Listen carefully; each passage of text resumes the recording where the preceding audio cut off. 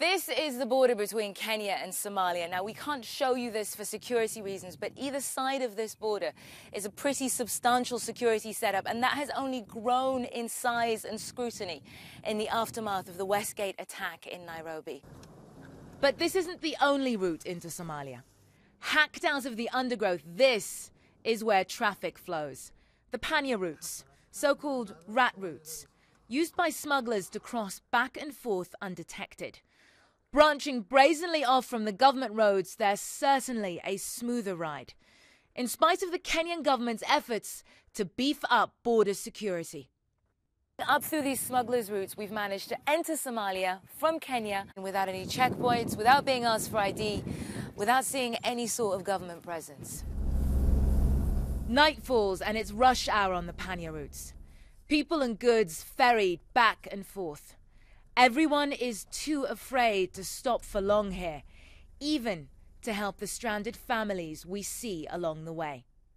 Many are escaping the uncertainty back home in Somalia, but some are seeking to enter Kenya undetected for their own ends. The Panya routes end in the Dadaab refugee camp, currently the target of the Kenyan government's post-Westgate anger. Authorities believe that during the build-up to Westgate, Al-Shabaab operatives traveled from Somalia through the Panya routes and hid among the refugees in the camp. And it's from there that Kenyan authorities say that they and other undocumented people made their way through government checkpoints and deeper into Kenya, often hiding in plain sight. This is one of the public buses plying their trade on the road between Dadaab and the Kenyan capital. We wanted to see for ourselves how this works, so we board one of the buses and asked the conductor about the fare. He gives us a price. We say we don't have documentation, and the price goes up, from about $12 for both of us to $230.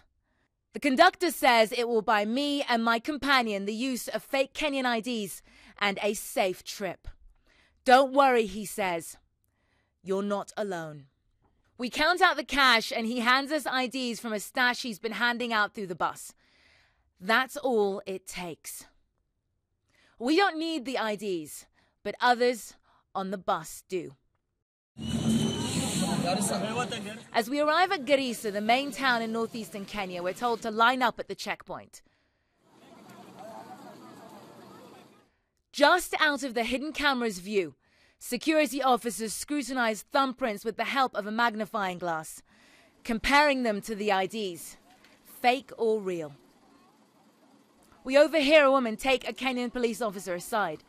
Bluntly, she tells the officer she has no valid papers. All the passengers, including the woman with no documentation, are waved back onto the bus to continue their journey to the country's capital. I show my official papers and join them.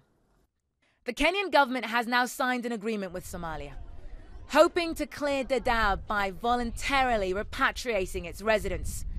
But will that be enough to protect Kenya? Ne'em Al-Bagher, CNN, Nairobi, Kenya.